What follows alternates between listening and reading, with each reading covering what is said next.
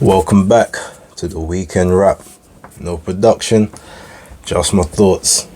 As always, please like and subscribe, share with a friend, a colleague, a relative, an associate, enemy, all in between. It's all appreciated.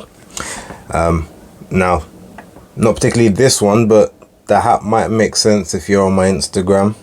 If not, it's all good. But yeah, I'm going to change up a little bit for this weekend.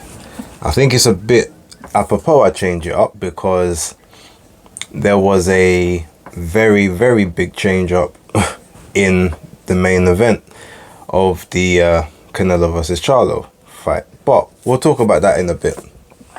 Now, I haven't seen a lot of the action over the weekend. I was out at a family barbecue, a 40th birthday family barbecue. So yeah, I was there sort of enjoying and not really focused on anything that had happened post 7 o'clock.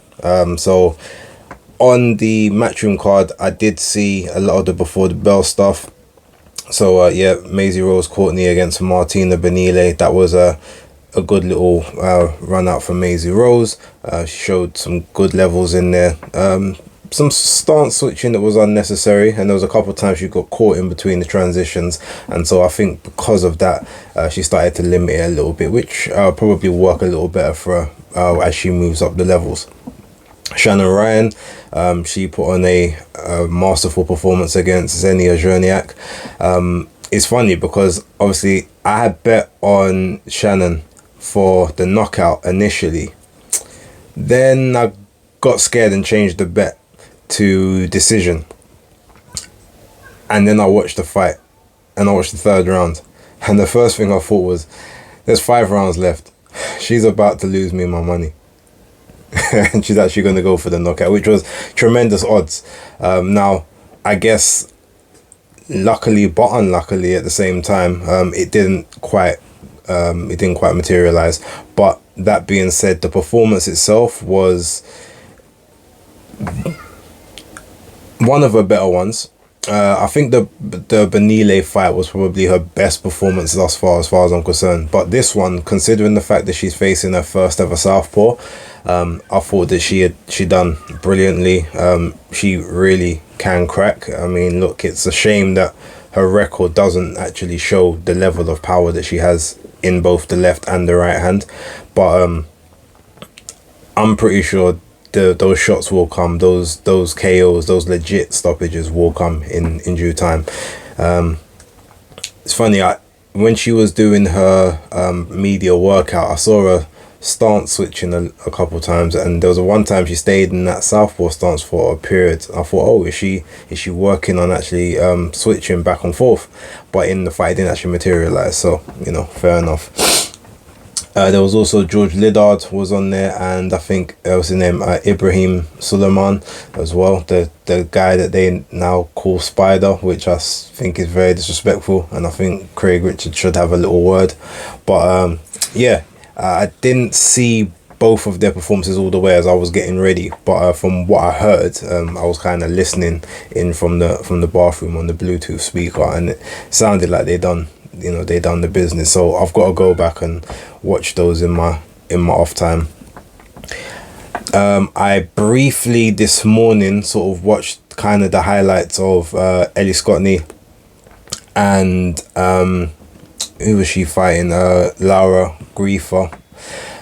From what I saw, it looked very comfortable. She looked levels above. She basically improves fight after fight, and it's a joy to watch. Again, she's one of those ones where even though she doesn't get the knockouts, like, she's not in boring fights. Like, they are very entertaining fights. It would be nice if she could get 1 or 2 stoppages now, just to sort of cement herself in that super bantamweight division, but overall can't complain.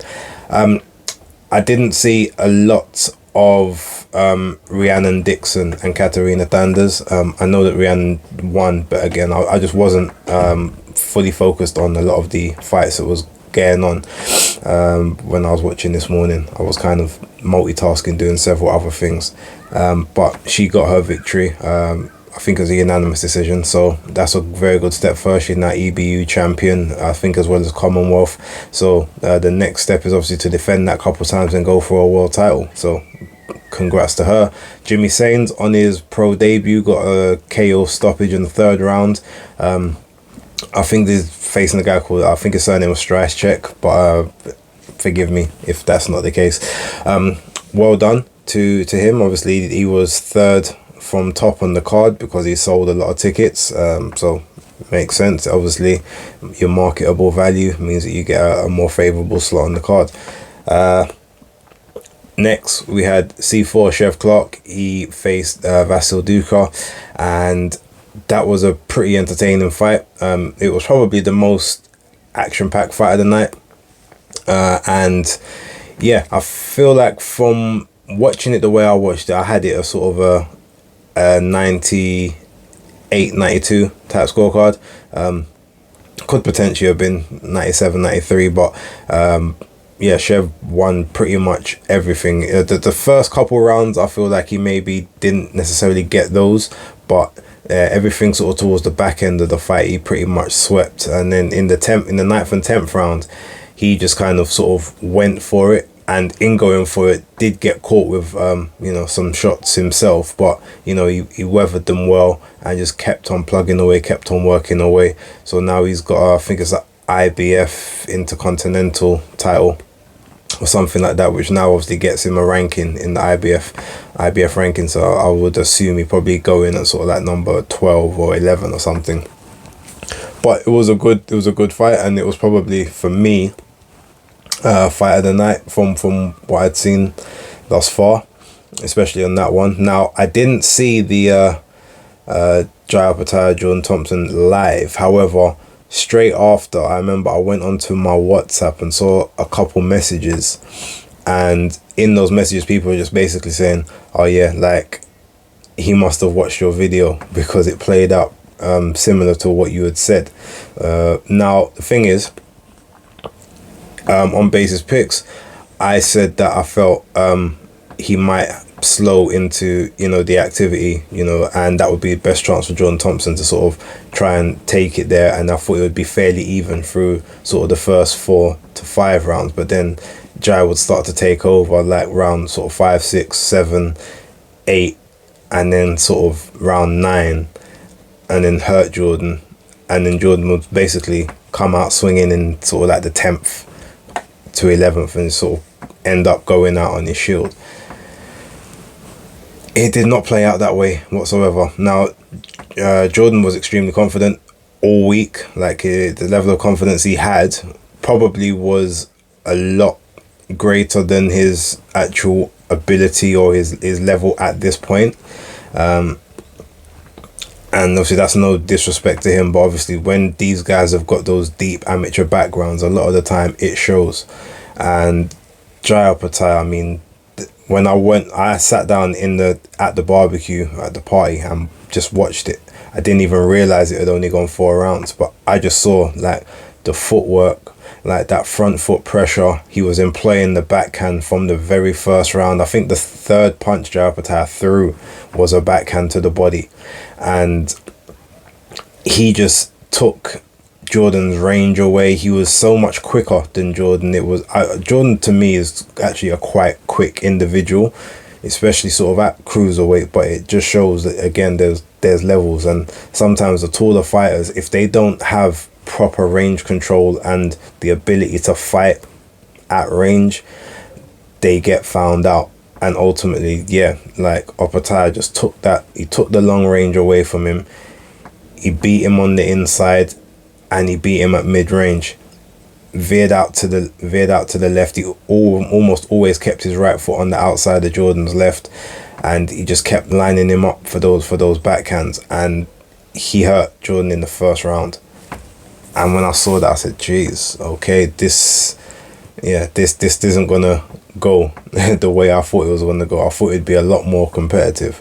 Now, it's funny because the second round, obviously, Jordan came out a bit more aggressive, but being aggressive just meant he got picked off because he was being aggressive, and then ultimately he got holstered and tried to tuck up and tried to obviously throw a couple counters here or there. Now, I think in that second round, he did manage to land a fairly nice uppercut to Opetaia, but Opetaia literally took the uppercut.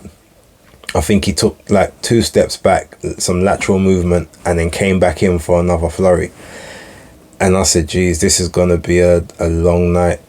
Jordan, he kept getting lit up by those backhands because he's so used to fighting orthodox opponents. He was rolling to his left, thinking that would be the way. Obviously, that's normally how he's gonna take a shot on like the shoulder or roll a shot from an orthodox. But in turning to his left instead of turning to his right, as he should have done against the southpaw, he was literally turning his body and rolling into the trajectory of the shots, and they were thudding. They were devastating punches. To the third round is funny because in the third round he landed the best shot he landed all fight. It was a power right straight down the pipe, and it hit Opetaia. And as soon as it hit Opetaia, he literally just walked forward and threw his own left straight down the pipe, which hurt George. So it's like he took a punch flush and then just walked through it, and then said, "All right, take this," bang. And straight after that, I think it was 2 punches later, and Jordan was just on the ground. He complained that he was kind of pushed over a little bit from the forearm, but because the punches had landed before, they was what made his legs unsteady enough to kind of get nudged over with that sort of third cuffing punch that didn't really land properly. But then it was just survival mode for the rest of that round. They kept him in to the fourth, which, to be honest, looking at obviously his face and his body language, like, yeah, he still wanted to go on, he was still trying, he had the heart. But maybe at that point Tony Sims should have said, you know what, we should call this one off. Punches chance on, not like we've seen. Basically, you threw your best punch at this guy and he walked through it. There's probably no point even sending you back out there, but I guess they probably thought, you know what, we'll give you one more. It's a world title fight, it's probably going to be your only opportunity, at least for the near future. Like, go at it. And then lo and behold, within 20 seconds of round 4, he was out. Again, he took another straight right down the pipe, straight left, sorry, down the pipe, followed up by another cuffing left, followed by a cuffing right shot, which went over the top of the glove into the temple, and he just started slumping towards the ground while actually holding onto Opetaia. You see, he's literally was grabbing his shorts like he's saying, "No, I'm taking these home with me." And then Howard Foster jumped in and called the fight off. Now, this is probably one of the only times you say Howard Foster was the right referee to have in the ring, because to be fair to him, he didn't prematurely jump in. Like, if anything, this was very, very late by his standards, but it was the right call. Jordan was pretty much beaten bloody at that point, and it was no more needed to be done in that case. But you know what, big respect to him. Like, I spoke to him earlier on in the week. Like I said, I don't normally like to speak to the fighters and necessarily start to like them outside of their actual abilities, because then it makes it a little bit harder for me to give certain takes. Even though I'll always be honest, I might try and see a way where they can do better than they realistically would be able to.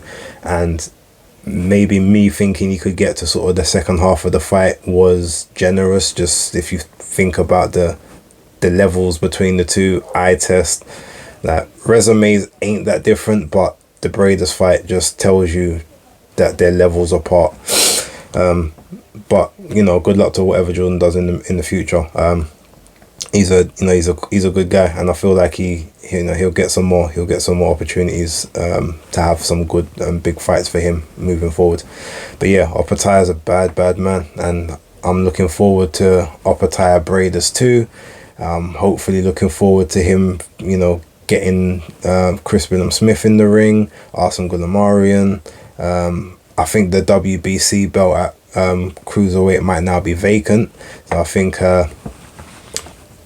Ilunga Makabu will be fighting for that soon. So it would be good if yeah, if Opetaia can get the winner of, I guess, that vacant title fight. But yeah, all good. The Sky card again, I wasn't at home, so I didn't see a lot. I saw the highlights of I only seen the highlights of Caroline Dubois so far. I know Sky put it out on their YouTube channel a little while ago, so I will go over and watch that. But based on the scorecards that I saw, it looked kind of similar to what I said it would be, and whereby Caroline would win very convincingly, but it would probably be her hardest fight as a pro. Now, she put Magali Rodriguez down twice in the fight. Couldn't keep her down from the highlights I saw, but Magali just sort of kept coming forward, kept trying, and I guess just made Caroline have to work. I'll have to go through and watch the rest of it at a later date, but from what I saw, it looked pretty much as I expected it to be.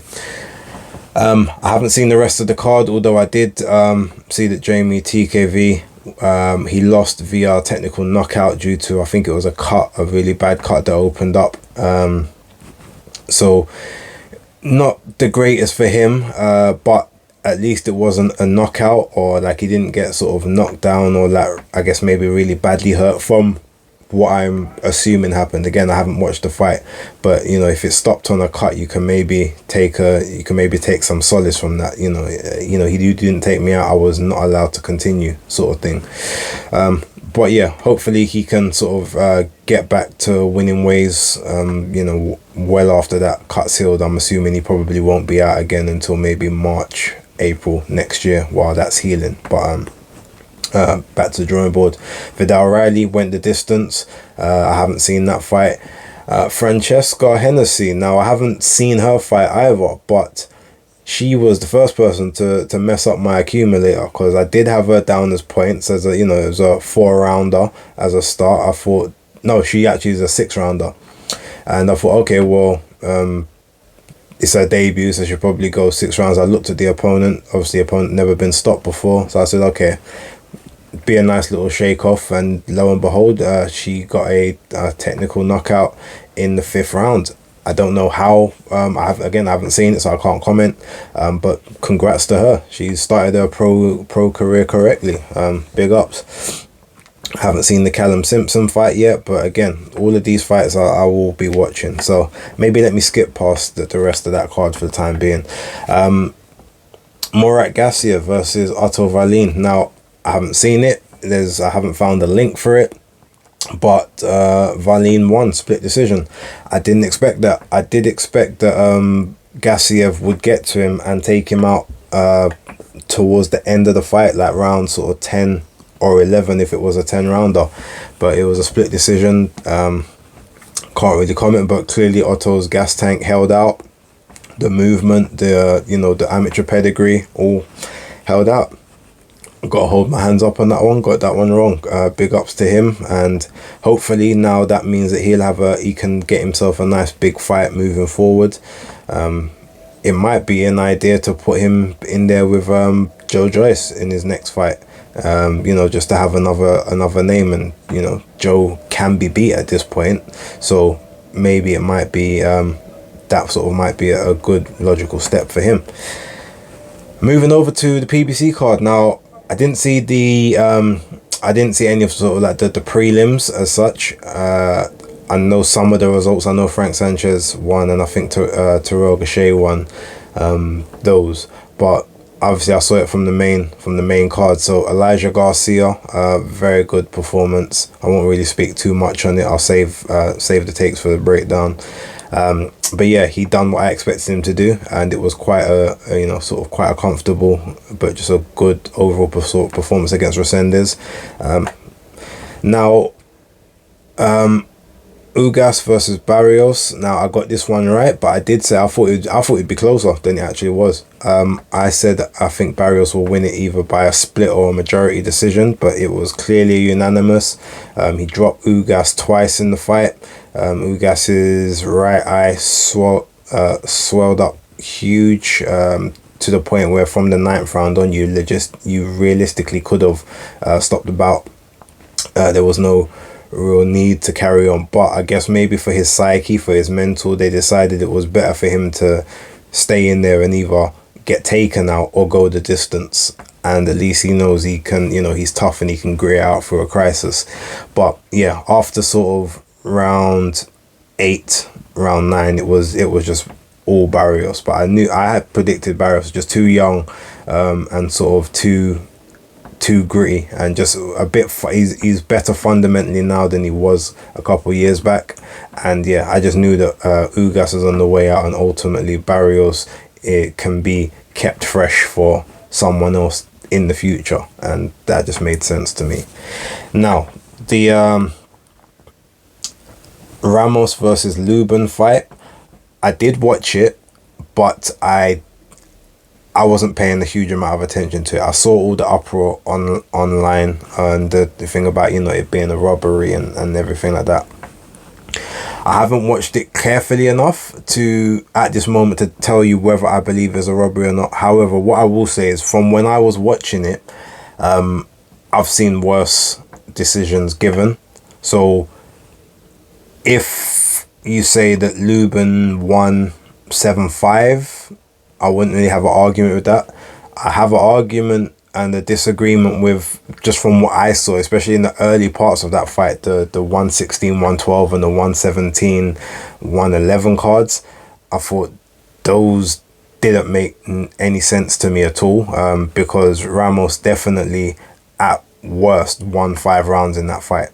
So from what I saw, obviously again, I wasn't punch scoring and everything like that, so I can't give you the full oomph, but that's just how I think it was. So I feel he was hard done, but I did pick him to win, and I actually said I felt that he would win via knockout, not because Lubin is chinny or anything, but Lubin is weird. He can take really big shots and eat them, and then all of a sudden, like, just kind of get tapped by something and his chin will let him down. So it's a bit suspect. Sometimes he can walk through, basically walk through everything that you're throwing, and then the next minute he just get caught by something that looks kind of innocuous, and he goes down, or he'll lose in that realm.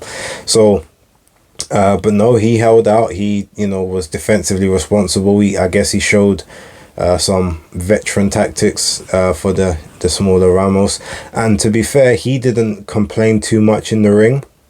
So maybe Ramos felt as if he didn't do enough, and he could see how it was close and was willing to accept. I said, look, I just got to go back to the drawing board and kind of basically get myself back into contention, which is cool. I respect that. He didn't make any complaints. He didn't scream robbery. He just said, I got to work on myself, so we'll get back in. It was a good experience, and I'll grow from it. So congrats. But let's talk about the main event.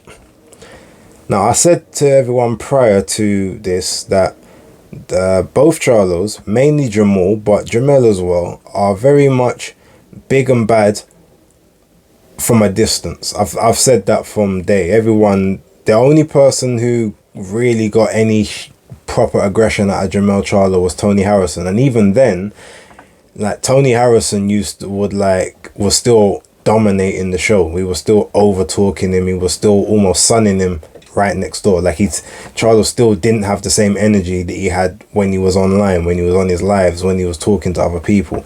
And I've always said that about them. Like, they are, don't get me wrong, yes, they're pretty good technical fundamental boxers, but they're not these these animals, these savages that they've been portrayed as. They're not these bad boys of the division. Like, if you put someone decent in front of them, they melt. And that's exactly what happened with Jamel Charlo. From the moment the Canelo fight was signed, his energy went to I'm not trying to do anything to piss this guy off. And that was the whole mentality from the very first press conference all the way to the weigh-in. And, when everyone was saying, and I was saying, this guy looks mad nervous in all of those, in those face-offs. And everyone's like, no, he's not nervous. He's not scared of anybody. He's just calm and he's dialed in. No, his ass was nervous. He looked scared walking to the ring. So all of that. And then if we look at the performance, you say, okay, someone come and tell me I was lying now, because ultimately this guy apart from 2 rounds. Now, there's 2 rounds I gave him, but both of those rounds, there's still an argument that Canelo won them.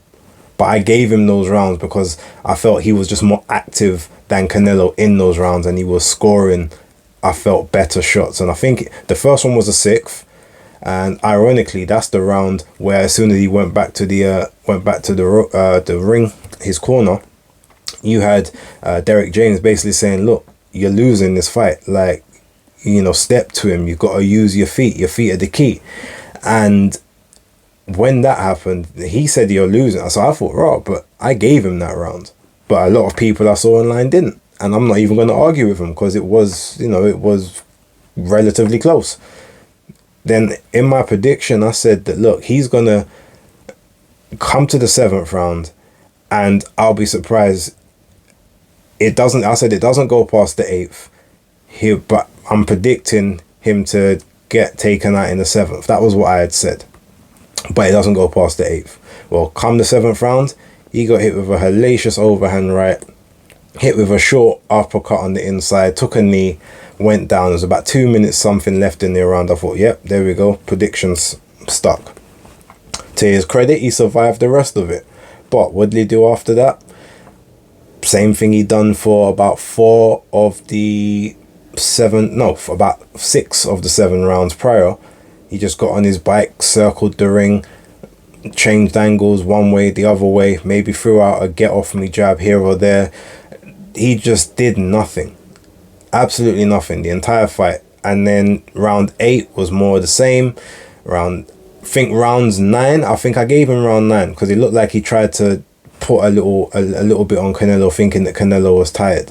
And Canelo was just there. I think Canelo was trying to lure him just to get him to start opening up so that you could get some work out of him. I gave him that one. Round 10, he started, he got put back in his shell by Canelo and then just kept moving. And I think at that point, Canelo said, you know what? Let me just win these last 2 rounds. I'm not even going to bother trying to clean him out anymore because he didn't come to fight. He's just whatever. And then at the end of the fight, what does he say? Oh, well, I ain't getting knocked out. These other guys got knocked out, but I didn't. I didn't really feel like myself in there. And I told everyone, he was making excuses from before, like a couple months back. Oh, it feels hard to get into a 168 frame. Like my body ain't really moving how I'm expecting it to. And I heard all the excuses. So I knew that the excuses was ready. They was being pre-made from before the fight. So he could say, well, look, there was a trail. I said that it was getting difficult to do this. So, give me the ratings for even getting in there. That's basically what man wanted to say. And I'm sorry, that's not acceptable. Now, for me personally, here's the joke. It doesn't actually affect me because I was lucky enough that this came on UK DAZN. By the way, I missed the entire 3rd round, so thank you for whoever messed up that stream. Done the same thing in the Barrios fight as well. But outside of that, let's look at the people in the US who had to pay £85 to watch someone say, well, at least I didn't get knocked out like these guys. That's what you paid for. You paid for an undisputed champion to basically sell himself like a slut in the ring just for a payday, and for you to actually believe that he was going to be something of any note. It's embarrassing, and he should be embarrassed with himself. And for all the stick that I gave to the Errol Spence fans and for Errol Spence for his performance and how I said he's basic and is just nowhere near the level of Terence Crawford, at least he tried. He went out on his shield, but he tried every single round to win that fight. And if you've got anything about you, especially if you're supposed to be like the king of your division or supposed to be one of the kings of the game or whatever, the least you can do is try. You know what I mean? Stephen Fulton against Inoue got dominated every single round, but he didn't just try and survive. He still tried to fight. That's what you do when you're a champion. This guy did not act like a champion in the ring. And it's not like, he was a guy that either won a vacant belt or got sort of elevated up to the champion and then was just thrown into this undisputed fight. No, you went round belt collecting. But what does that also show you? Well, the division that you won all of your belts from, clearly the majority of the guys there ain't all that. I guess you had the benefit of knowing that the majority of the people at 154 were with PBC, but now we really get to see kind of the level of a lot of these PBC guys, because as soon as someone from outside of the PBC stable comes in, all of a sudden they start looking hella basic and hella trash. So it makes a lot of sense why they very, very rarely want to do cross-promotional events. And all of these PBC guys coming off of these mad 12, 13, 15, 18, 20 month inactivity spells to come back into the ring and somehow manage to finagle themselves into big fights. I mean, that's one thing I've got to salute Al Heyman for, because he manages to, he can get someone 2 years off the couch into probably their biggest career payday. And that's what he done in this. This was nothing but a cash grab, which, okay, that's fine, but at least make it palatable. If you're charging people nearly $100, like, that's the least you could do. So yeah, that's pretty much all I gotta say on that one. To the point, even, you know, Terence Crawford and I said, oh, you know what, forget Jermell Charlo. He's not even on the hit list anymore. Like you can't go out like that and, you know, and expect me to, you know, and then be calling my name for a fight. Why? Like, you've just shown that that I'm levels above you by the performance you put in. And if your crowning achievement is what I didn't get stopped, well, there's a bunch of people that didn't get stopped. John Ryder didn't get stopped by Canelo, but guess what? He put up a better fight than you did. So how is a guy that a lot of people want to be calling a quote unquote Eurobomb putting up a better performance against one of the pound for pound top 5 in the world than you, who's supposed to be on that pound for pound list? Hella embarrassing. As far as I'm concerned, and John Ryder, as far as I'm concerned, won more rounds against Canelo. Now maybe you might say, okay, it was a worse version of Canelo, hand injury and whatever other issues may have occurred, but he went to the real lands. Then he went to Mexico and survived 12 rounds with a broken nose as well. But yeah, so anytime now, there's only 2 fights. If it comes to when the PBC guys anyway, I want to see the Canelo versus Benavidez, and I definitely want to see Canelo and Crawford. Outside of those, and Crawford's not technically PBC, so, but that's pretty much the only thing I want to see from them in terms of cross promotion. Otherwise, just let them all fight each other, because it's clear that they do not do well when you step outside of the bubble. Now in terms of Canelo, Gas Tank was very, very good in this fight. He actually boxed the whole first half of the fight. He boxed behind his jab a lot as well. He still loaded up with those power shots, trying to do, I know the tactic he was attempting, but he employed his jab a lot more in this fight than he has done previously. He got up on his toes, he moved, a lot similar to how he did when he was at 160. So yeah, I mean, to him, he's saying, well, look, I had these injuries. You guys ain't believe me. Well, check now. What do you think? And it was a good, composed performance. It was a dominant performance. There were some people who said he won every single round, and I won't complain. I won't even argue, because he was just showed again that he was levels and levels above. He took a couple of shots. He ate some pretty big shots and just walked straight forward. Like, there was no stagger, there was no readjustment, shaking it. Like, he just literally walked through them. Like, that massive neck of his just, you know, is a very, very good shock absorber. But yeah, overall, it was a big disappointment of a fight. And don't get me wrong, like, if it was just a regular opponent, then yeah, you would expect him to 12-0 them, and you wouldn't even really complain too much. But when you're sold something like that, undisputed versus undisputed, like, you need to at least provide some type of resistance. And I guarantee you, all the backlash and stuff that Jermell Charlo's getting now, if he had have gone for it and got knocked out in the 7th round or 8th, or even if he got knocked out in the 9th or 10th, no one's going to say anything, because you dared to be great, as they say. You had a built-in excuse anyway. So you might as well go for broke and go for the win, because you've got a free swing. You're not a undefeated guy. You've got a loss on your record. You've got a draw on your records, and people know that you can be beat. But you're supposed to be now trading off the fact that you've got heart and you've got desire. So if you get knocked out, it's actually not even an issue, or you get stopped or whatever. But to do what you've done, like literally tanked your entire cachet, like all of your market value is just depleted now, because no one's gonna believe in you again, and unless you can find another pound for pound 1, 2, 3 or 4 guy and beat them, which you're not gonna do. So yeah, look, overall, I'm gonna leave the rant there. Yeah, I feel bad for my US compatriots. The zone, fix up your stream, because that sucked twice. I ended up missing action in fights. Remember, I still pay my subscription. I expect my streams to run correctly.